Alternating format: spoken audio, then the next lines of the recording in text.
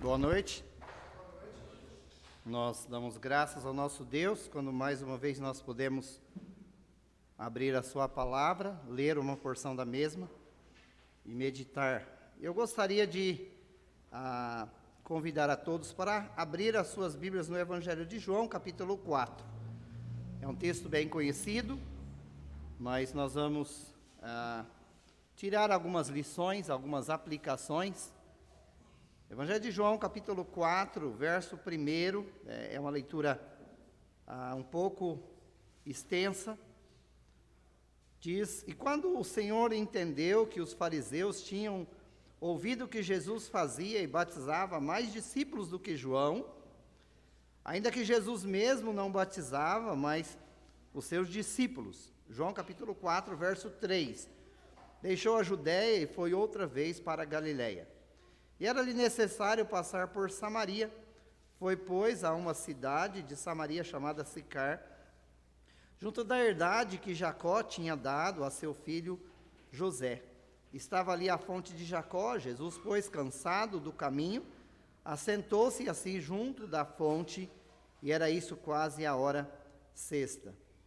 Veio uma mulher de Samaria tirar água. Disse-lhe Jesus: Dá-me de beber, porque os seus discípulos tinham ido à cidade comprar comida.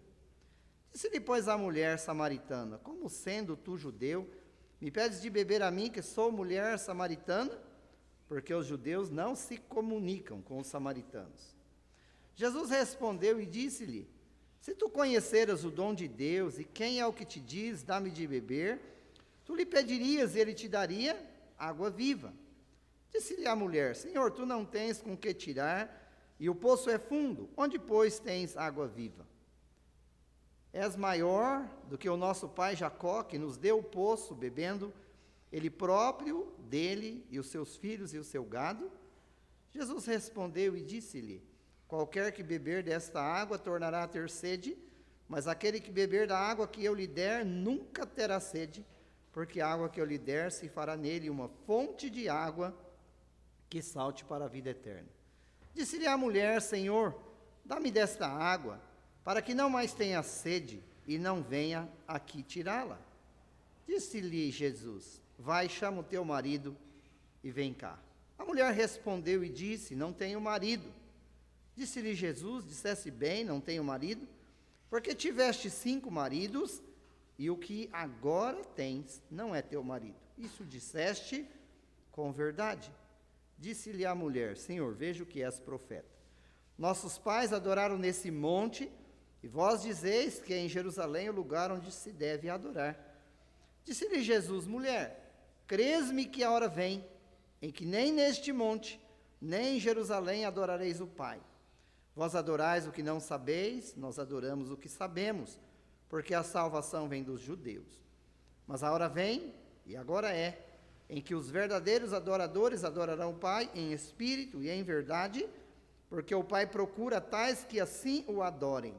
Deus é espírito, e importa que os que o adorem em espírito e em verdade. A mulher disse-lhe: Eu sei que o Messias, que se chama o Cristo, vem. Quando ele vier, nos anunciará tudo. Jesus disse-lhe: Eu o sou, eu que falo contigo. Verso 28. Deixou, pois, a mulher o seu cântaro, e foi à cidade e disse àqueles homens: Vinde, vede um homem que me disse tudo quanto tenho feito. Porventura não é esse o Cristo? Verso 39. Muitos dos samaritanos daquela cidade creram nele, pela palavra da mulher, que testificou: Disse-me tudo quanto tenho feito. Indo, pois, ter com ele, os samaritanos rogaram-lhes que ficassem com eles. E ficou ali 2 dias, e muitos mais creram nele por causa da sua palavra.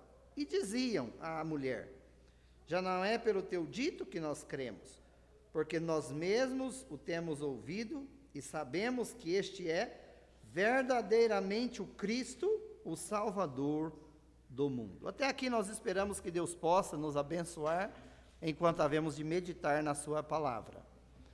Bom, é um texto bem conhecido, mas realmente foi um encontro maravilhoso do Senhor Jesus com esta mulher samaritana. O Senhor Jesus diz, o verso 3, ele deixou a Judéia e foi outra vez para a Galiléia. E quando nós olhamos para o mapa, a Samaria estava exatamente naquele caminho entre a Judéia e a Galiléia.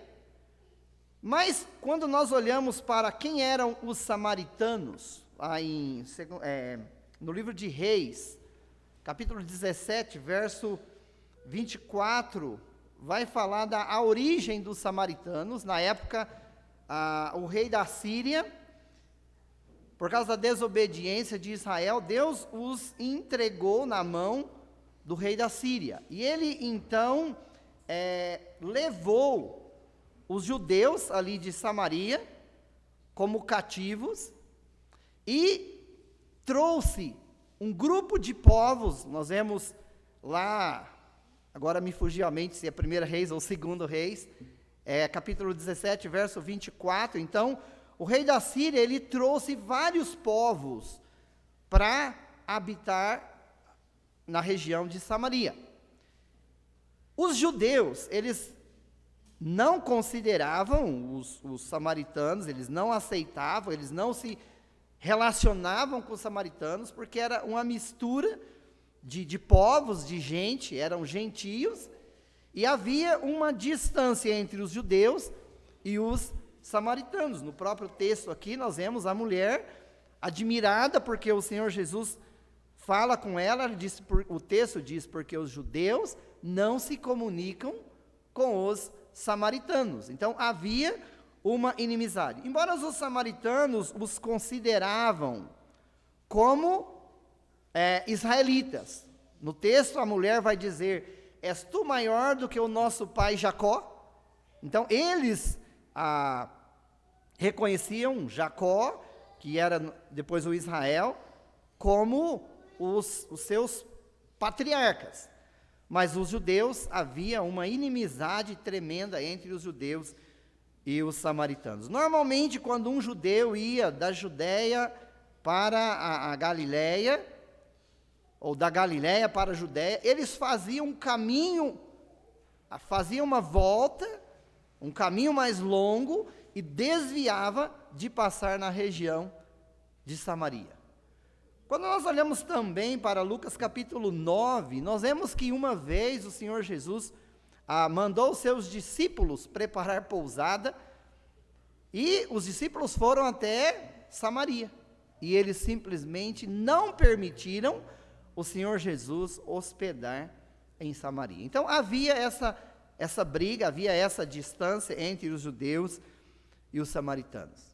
Agora, o Senhor Jesus, então, ele era um judeu, mas ele era um judeu completamente diferente dos demais judeus.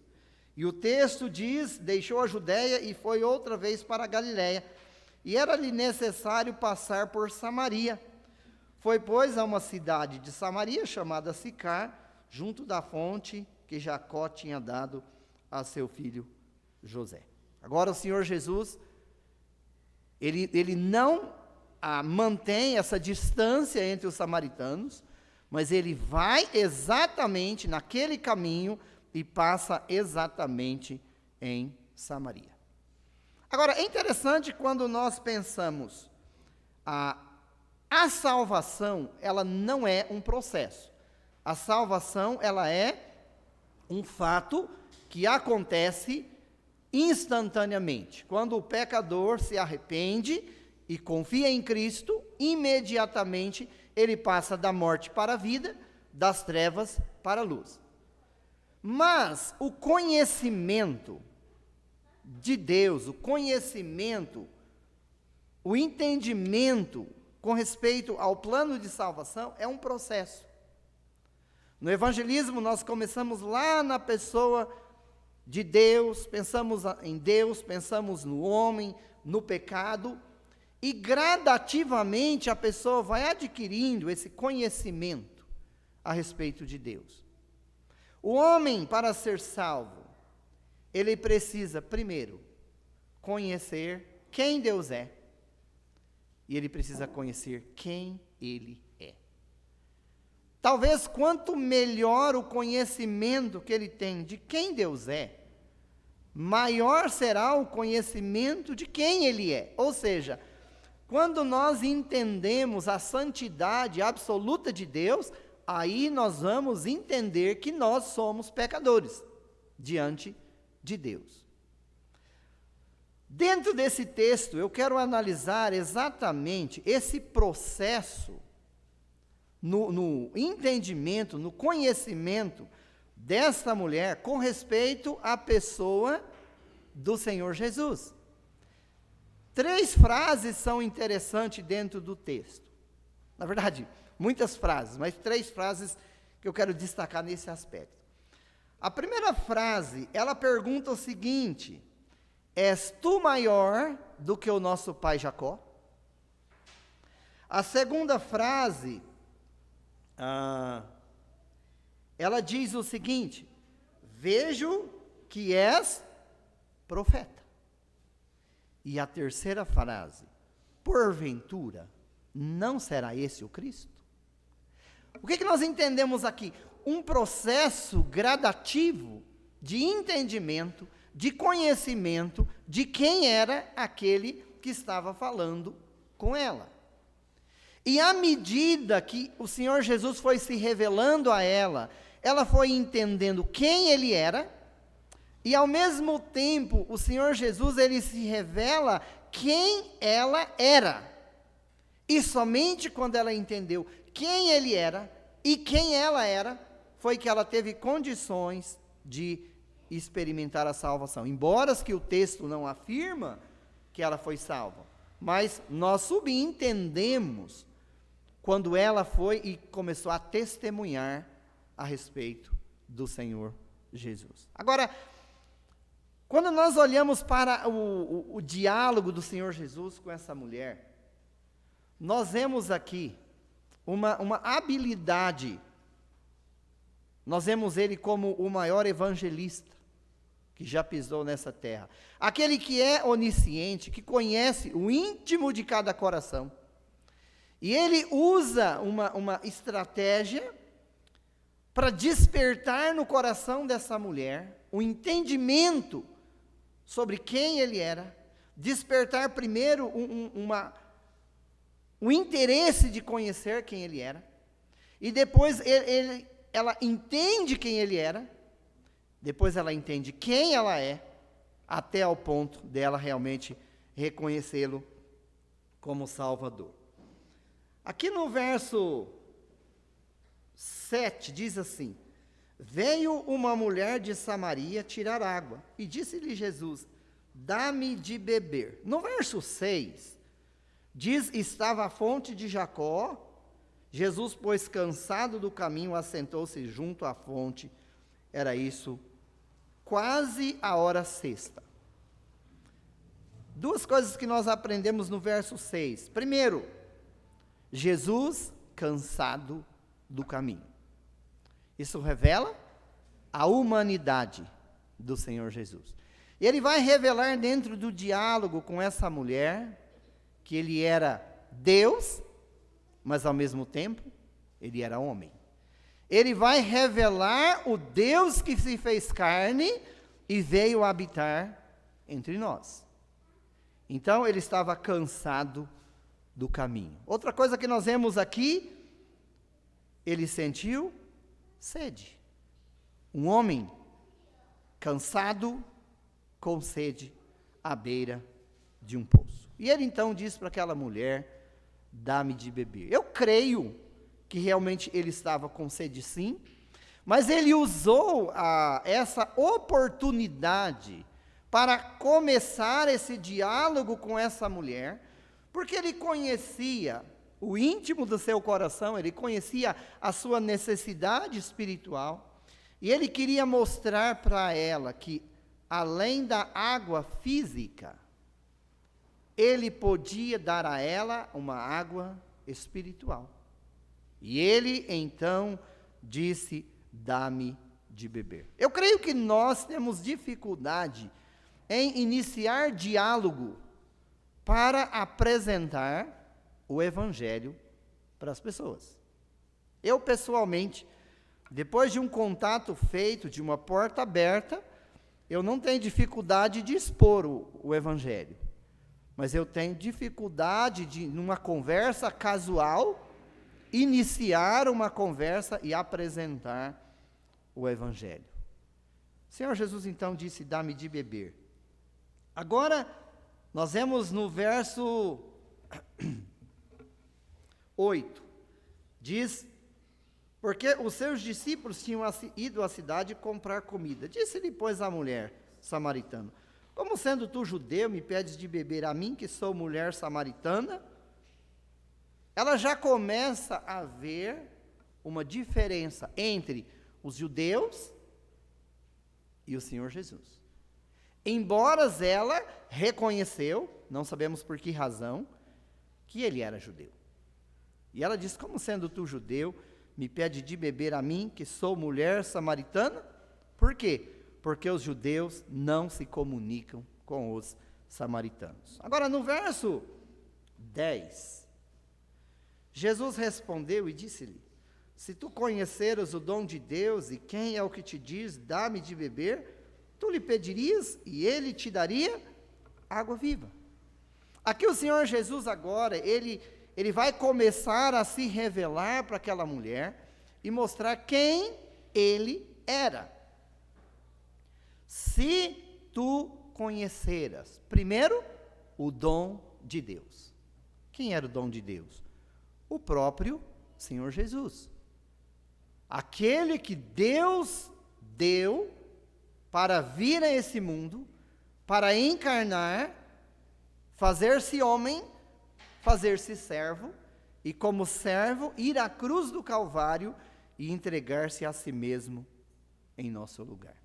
Se tu conheceras o dom de Deus, e depois ele diz, e quem te diz, dá-me de beber, tu lhe pedirias, e ele te daria água viva.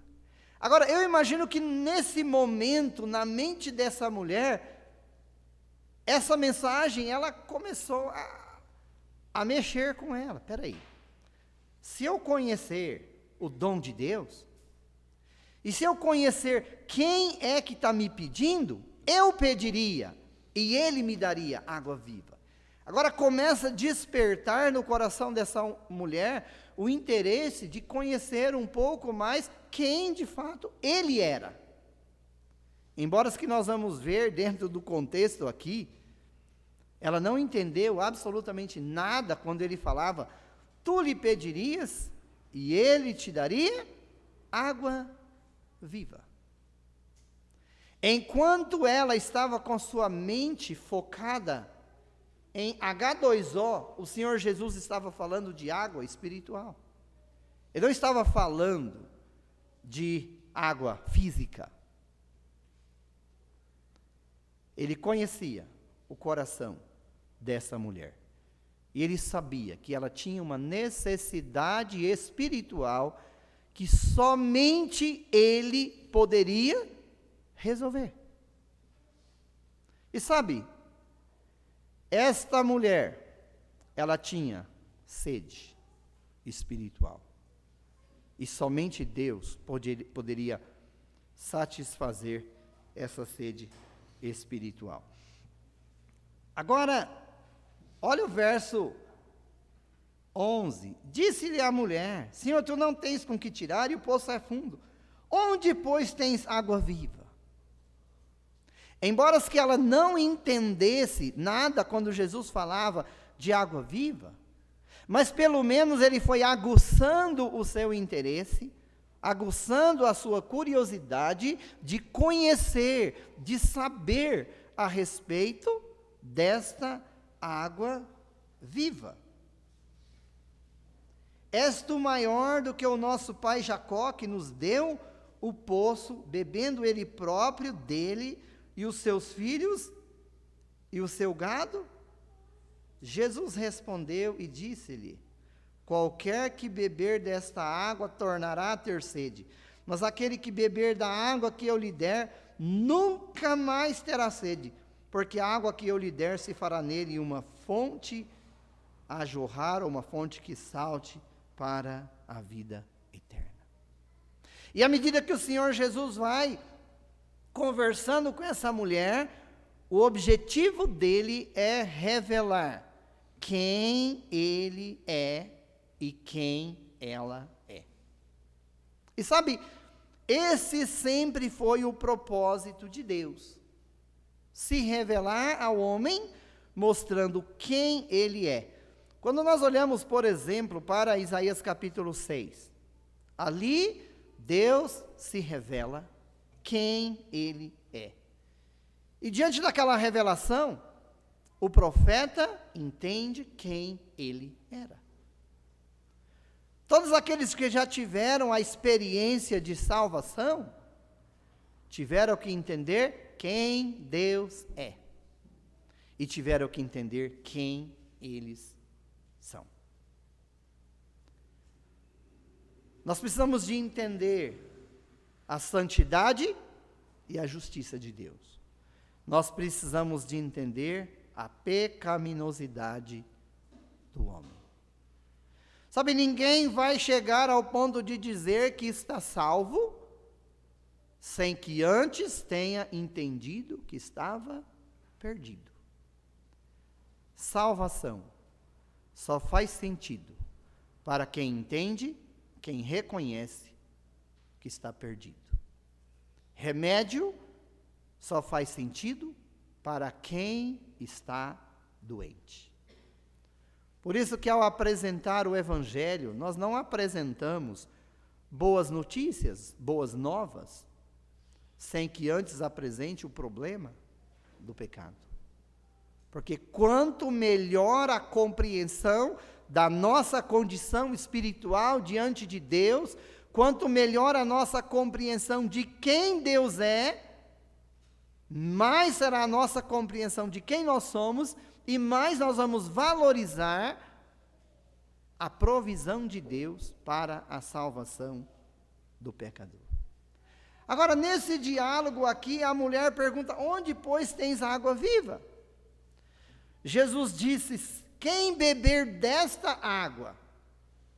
Agora ele faz um contraste. Esta água, que era a água do poço, com a água que eu lhe der, que era água viva. Quem beber desta água tornará a ter sede.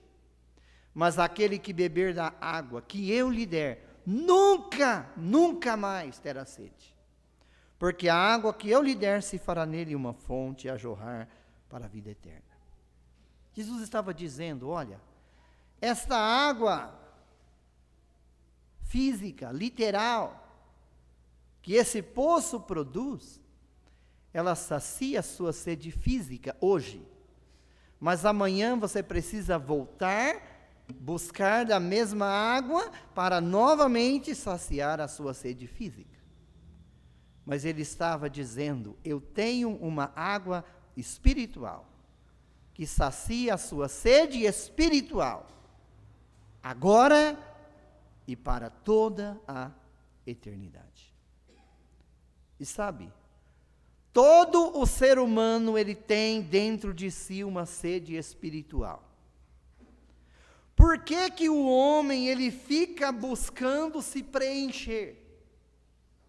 Normalmente ele começa a participar de uma religião, e daí a pouco ele não está satisfeito e ele muda, e daí a pouco ele não está satisfeito e ele muda. Por quê? Muitos tentam preencher essa sede espiritual na religião, outros tentam preencher essa sede nos vícios, no álcool, nas drogas, na prostituição e em muitas outras coisas. E ele, quanto mais ele busca preencher esse vazio espiritual, momentaneamente parece que está tudo bem, mas no dia de amanhã o vazio aumentou. Porque essa sede espiritual é a falta de Deus. O homem, ele não foi criado para viver separado de Deus, ele foi criado para viver em comunhão, em relacionamento com Deus.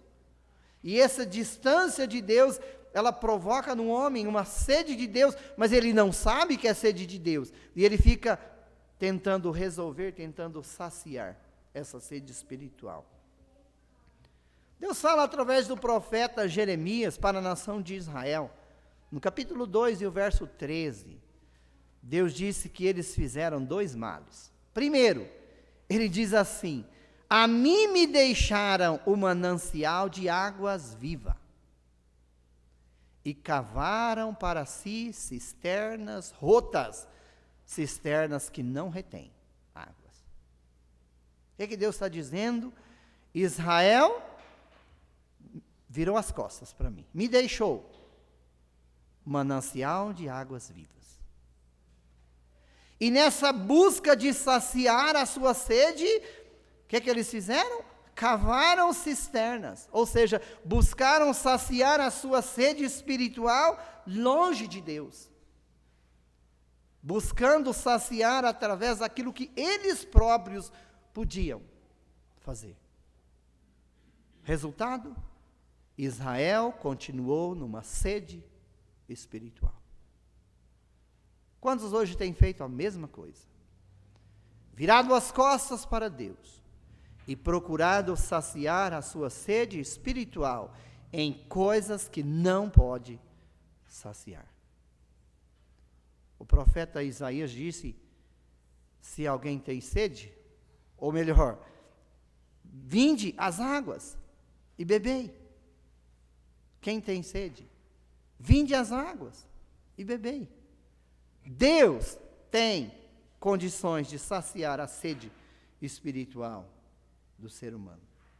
Quando nós olhamos para o Evangelho de João, capítulo 7, verso 39, disse: e no último dia, o grande dia da festa, Jesus coloca em pé e diz: se alguém tem sede, vem a mim e beba. Jesus é água? Não, literal não, mas ele é aquele que sacia a sede espiritual do ser humano.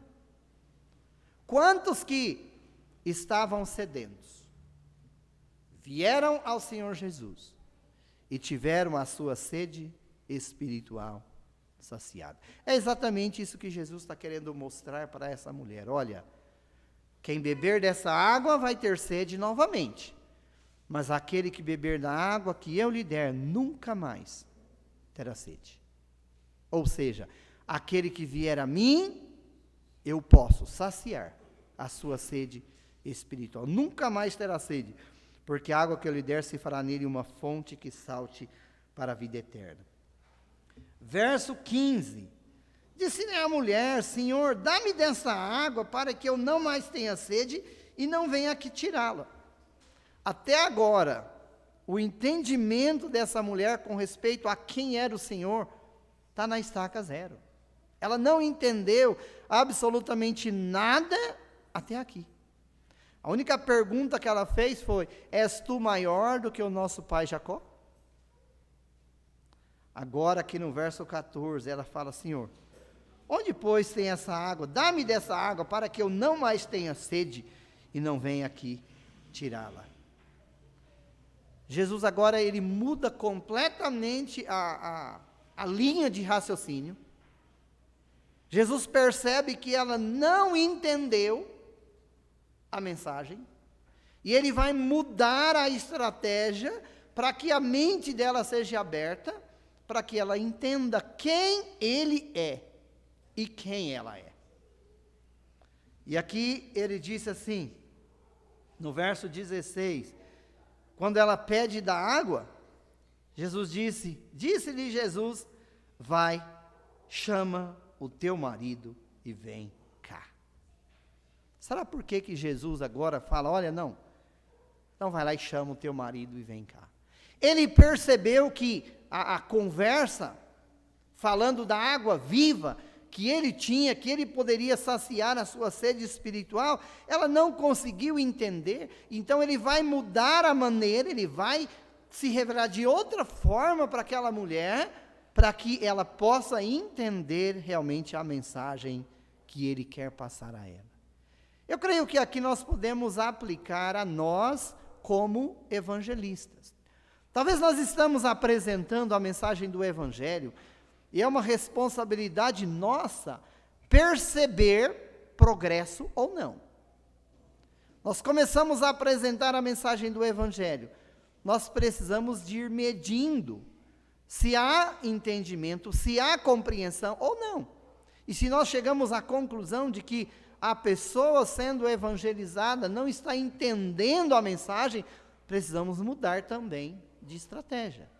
Talvez usar outra forma, usar outra maneira de expor a mensagem para que a pessoa possa entender. Agora, Jesus fez exatamente isso, quando ele diz, vai, chama o teu marido e vem cá. Verso 17, a mulher respondeu e disse, não tenho marido. Não tenho marido.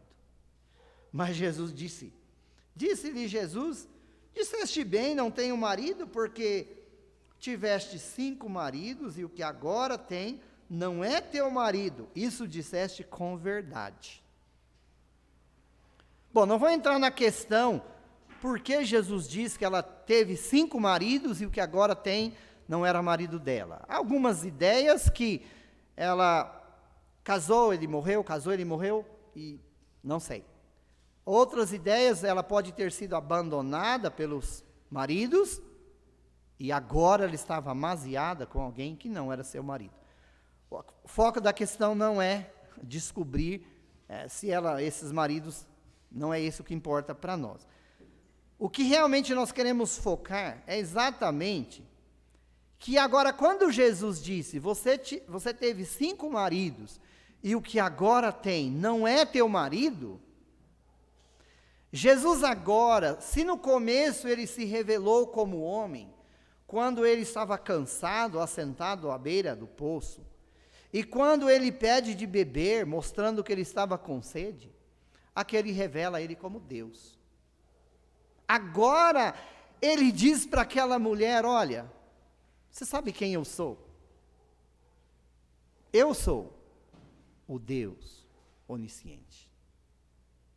Eu sou aquele que conhece o íntimo do seu coração. Eu sou aquele que conhece a sua vida inteira. Eu conheço a sua história. E sabe, esse mesmo Deus que conhecia a história dessa mulher, é o mesmo Deus hoje, que conhece a minha e a sua história. É aquele Deus que conhece o íntimo de cada coração. Sabe, nós podemos ver apenas aquilo que está diante dos nossos olhos. Deus não. Deus conhece o que está atrás das cortinas. Deus conhece a nossa história, Deus conhece nossas motivações, Deus conhece nossas razões. Quantas vezes o Evangelho é apresentado? E as pessoas entram e ouvem, viram as costas e vão embora. Novamente, domingo que vem, entram, ouvem a mensagem, viram as costas e vão embora. Deus conhece o seu, o meu, o nosso coração. Agora aqui ele então se revela como Deus, mostrando, olha, eu sei da sua vida, eu conheço a sua história, eu conheço o dia a dia que você tem vivido. E quando ele se revela como o Deus onisciente, o próximo verso nós já vemos um progresso. Ela disse-lhe a mulher, Senhor, vejo que és profeta. Lá atrás ela disse, és tu maior do que Jacó? Agora ela disse, vejo que és profeta. Começa o entendimento dela a respeito do Senhor e a respeito dela. Eu acho que o coração dessa mulher agora, ele ficou chocado diante do Senhor. Sabe por quê? Agora começa a passar um filme na mente dessa mulher. O Senhor conhece a minha vida. Ele conhece a minha história. Ele conhece tudo a respeito de mim. Quando nós voltamos para os Salmos 39, Senhor, tu me sondas e me conheces. Sabes quando assento e quando levanto. De longe penetras o meu pensamento. O salmista ali, ele chega à conclusão de que Deus é o Deus onisciente, de que Deus é o Deus onipresente. Sabe, nós precisamos de ter essa visão de quem é Deus. Nós que somos salvos, quem é o Deus que nós servimos? É o Deus onisciente, é o Deus onipresente. Se nós tivermos uma visão real de quem Deus é, mesmo sendo salvo, nossas atitudes serão diferentes. Sabe por quê? Porque Ele sabe o que é fato e o que não é. Ele sabe o que é realidade e o que é falsidade. Nós, como salvos, nós tivermos essa visão clara de quem Ele é, nossas atitudes serão diferentes. E aqueles que não são salvos também terão atitudes diferentes, porque Ele sabe quem é a pessoa. Senhor, vejo que és profeta. No verso 20, ela diz: nossos pais adoraram neste monte, e vós dizeis que é em Jerusalém o lugar onde se deve adorar. O monte a que ela se referia era o monte Gerizim, que estava lá em Samaria. E eles então iam a esse monte para adorar. Agora, vós dizeis que em Jerusalém é o lugar em que se deve adorar. Disse-lhe Jesus: mulher, crês-me que a hora vem, em que nem neste monte, nem em Jerusalém, adorareis ao Pai. Vós adorais o que não sabeis, nós adoramos o que sabemos, porque a salvação vem dos judeus. Mas a hora vem, e agora é, em que os verdadeiros adoradores adorarão o Pai em espírito e em verdade. Porque o Pai procura tais que assim o adorem. Deus é espírito, e importa que os que o adorem em espírito e em verdade. Agora, Jesus revela para aquela mulher mais uma verdade preciosa. Jesus está dizendo: olha, o homem só tem condições de adorar a Deus em espírito. E quando nós olhamos para a palavra, nós descobrimos que todo ser humano, espiritualmente, ele está morto. Nós lembramos, por exemplo, do eunuco. Ele tinha ido a Jerusalém para adorar, mas como ele poderia adorar se ele estava espiritualmente morto? E Jesus mostra agora: olha, Deus é espírito, importa que os que o adorem em espírito e em verdade. Deus quer adoradores, Deus busca adoradores, mas que o adorem em espírito e em verdade.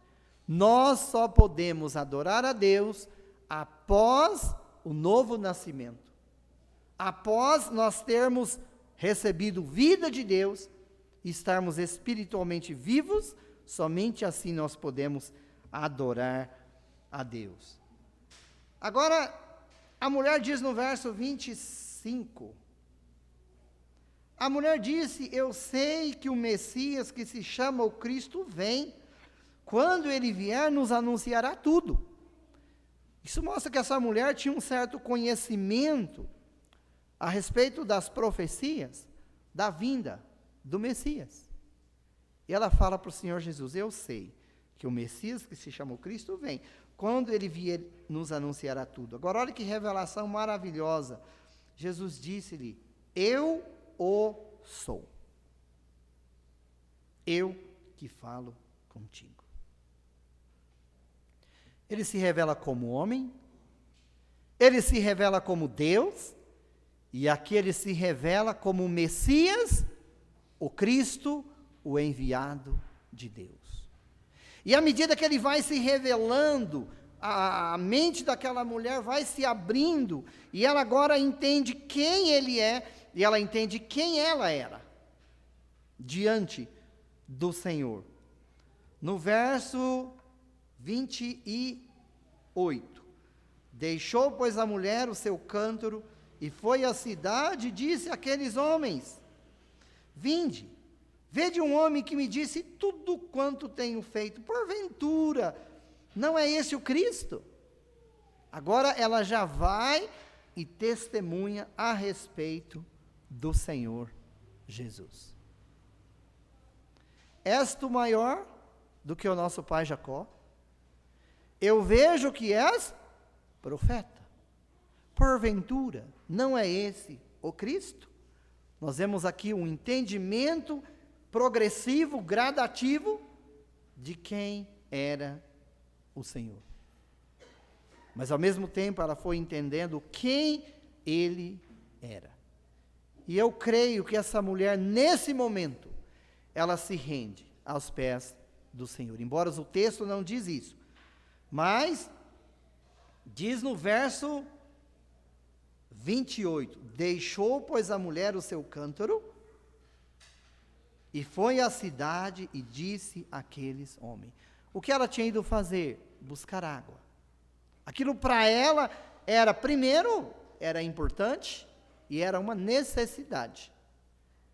Agora, para isso, isso já não é mais a coisa mais importante, isso já não é mais prioridade na vida dessa mulher. Ela deixa o cântaro lá, na beira do poço, e ela corre à cidade e ela vai anunciar a respeito do Senhor Jesus. Porventura, vinde, vede um homem, ele me disse tudo quanto tenho feito. Porventura, não é ele o Cristo? Verso 39. E muitos dos samaritanos daquela cidade creram nele, pela palavra da mulher, que testificou, disse-me tudo quanto tenho feito. Aquela mulher, eu creio que ela foi, através daquele encontro com o Senhor Jesus, daquele conhecimento de quem ele era, ela rendeu-se aos pés do Senhor Jesus. E ela agora sai e testemunha a respeito do Senhor Jesus. E diz o texto, muitos dos samaritanos daquela cidade creram nele, pela palavra da mulher. Sabe, nós temos uma experiência de salvação. E após termos essa experiência de salvação, qual é o próximo passo que nós precisamos? Testemunhar a respeito daquele que nos salvou. Qual o conhecimento que essa mulher tinha para ser uma evangelista? Ela não tinha conhecimento algum. Mas ela falou daquilo que ela tinha visto, daquilo que ela tinha experimentado. Muitos creram nele pela palavra da mulher. Irmãos, eu creio que é uma responsabilidade nossa, como salvos, falar daquele que nos salvou. Testemunhar do nosso encontro com ele, testemunhar da transformação da nossa experiência com ele. Versos 40, indo, pois, ter com ele, os samaritanos rogaram-lhes que ficasse com eles, e ficou ali 2 dias. Olha o verso 41. E muitos mais creram nele, por causa da sua palavra. Agora, o próprio Senhor Jesus conversando com os samaritanos, e muitos mais creram nele. No verso 42, e diziam à mulher, já não é pelo teu dito que nós cremos, porque nós mesmos o temos ouvido e sabemos que este é verdadeiramente o Cristo, o Salvador do mundo. Essa mulher salva através de um encontro com o Senhor. Muitos dos samaritanos salvos por meio da mensagem que ouviram através dessa mulher. E agora muitos outros samaritanos salvos, porque eles ouviram do próprio Cristo. E é interessante que eles reconheceram. Agora nós sabemos que este é verdadeiramente o Cristo. Não o homem, Jesus apenas, mas o Cristo, o enviado de Deus. O Deus que se fez carne e veio habitar entre nós. Reconhecemos que Ele é o Cristo, o Salvador do mundo. Que experiência maravilhosa eles tiveram. Reconheceram que Ele era não um Salvador, mas reconheceram que Ele era o Salvador do mundo. Mas melhor ainda, eles reconheceram Ele como o seu Salvador.